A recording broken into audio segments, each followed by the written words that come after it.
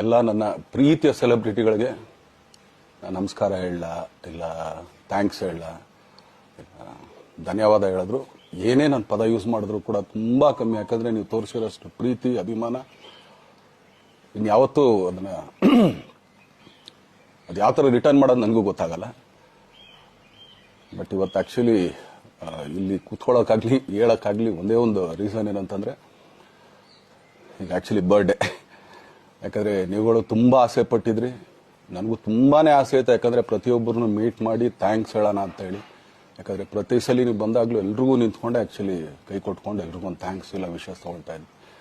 But ಈ ಸಲ ಒಂದೇ ಒಂದು ಪ್ರಾಬ್ಲಮ್ ಏನಂತಂದ್ರೆ, ಏನೋ ದೊಡ್ಡ ಪ್ರಾಬ್ಲಮ್ ಅಂತ ನಾನು ಹೇಳ್ತಲ್ಲ, ನನ್ನ ಹೆಲ್ತ್ ಇಶ್ಯೂ ಅಷ್ಟೇನೆ, ಇನ್ನೇನೂ ಇಲ್ಲ.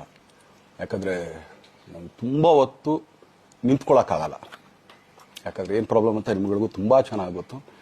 ಯಾಕಂದ್ರೆ ನಿಂತ್ಕೊಂಡು ನಾನು ಆಕ್ಚುಲಿ ಎಲ್ರಿಗೂ ವಿಶ್ ಮಾಡೋಕ್ಕೆ ನನ್ನ ಕೈಲಿ ಆಗಲ್ಲ ಅಂತ.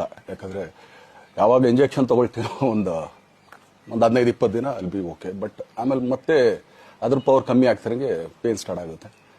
ಸೊ ಆಪರೇಷನ್ ಅನ್ನೋದು ಕಟ್ಟಿಟ್ಟು ಬುತ್ತಿ, ಅದು ಎಲ್ರಿಗೂ ಗೊತ್ತು, ನನಗೂ ಗೊತ್ತಿಲ್ಲ. ಸೊ ಅದಂತೂ ಮಾಡಿಸ್ಲೇಬೇಕು ನಾನು. ಆದರೆ ಈಗಿರೋ ಕೆಲ್ಸಗಳಲ್ಲಿ ಯಾರಾದ್ರು ನಾನು ಒಪ್ಕೊಂಡಿದ್ದೀನಿ ಸಿನಿಮಾಗಳು. ಸೊ ಯಾಕಂದ್ರೆ ನಾನೆಲ್ಲ ನನ್ನ ನಿರ್ಮಾಪಕರಿಗೂ ಥ್ಯಾಂಕ್ ಹೇಳಕ್ಕೆ ಇಷ್ಟಪಡ್ತೀನಿ.